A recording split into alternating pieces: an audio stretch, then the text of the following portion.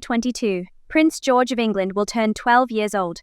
This birthday marks a key moment in the life of the son of the heir to the British throne. Although for many it may be just another year of age, in the British royal family it has a special meaning. For decades there has been an unwritten rule in royalty that requires heirs to change certain habits when they reach that age. His father, Prince William, now is facing a forced decision that may significantly shape his eldest son's life, even before the young royal steps into his teenage years. This decision, coming as Prince George's 12th birthday approaches, highlights the reality of royal duty and how it impacts the family's daily life, bringing to light the unique pressures the future king faces alongside his father. The historic royal custom dictates that anyone over 12 years old in the line of succession cannot travel together for safety reasons. The rule ensures that in the tragic event that one was in an accident, the other would presumably be safe, protecting the line of succession one way or another. The rule, tied to the security and preservation of the royal line, requires Prince William and Prince George to avoid flying together, ensuring that the succession remains intact in case of emergencies. This forced decision may seem small to outsiders, but for a close-knit family like theirs, it changes how they travel and live.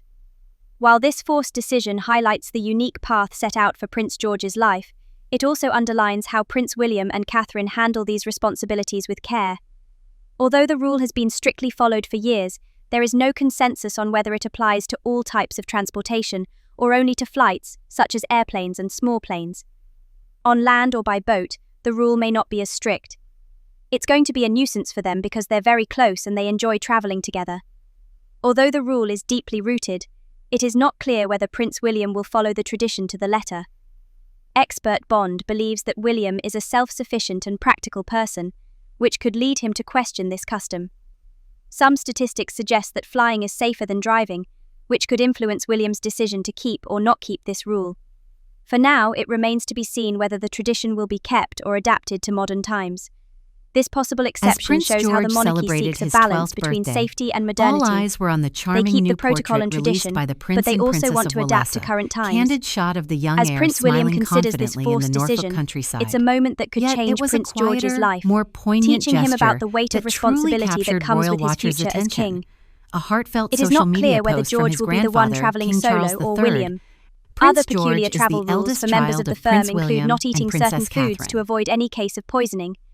The royals, particularly the monarch and the Prince of Wales, also travel with bags of their blood type in case of an emergency, as well as their own doctor.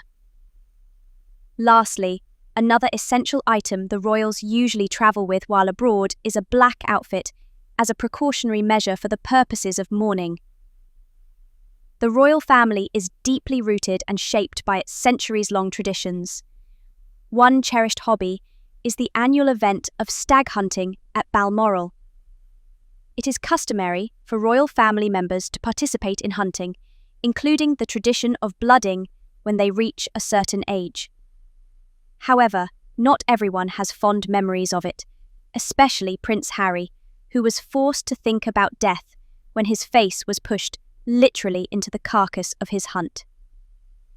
Now, his 11-year-old nephew is being forced to partake in the same.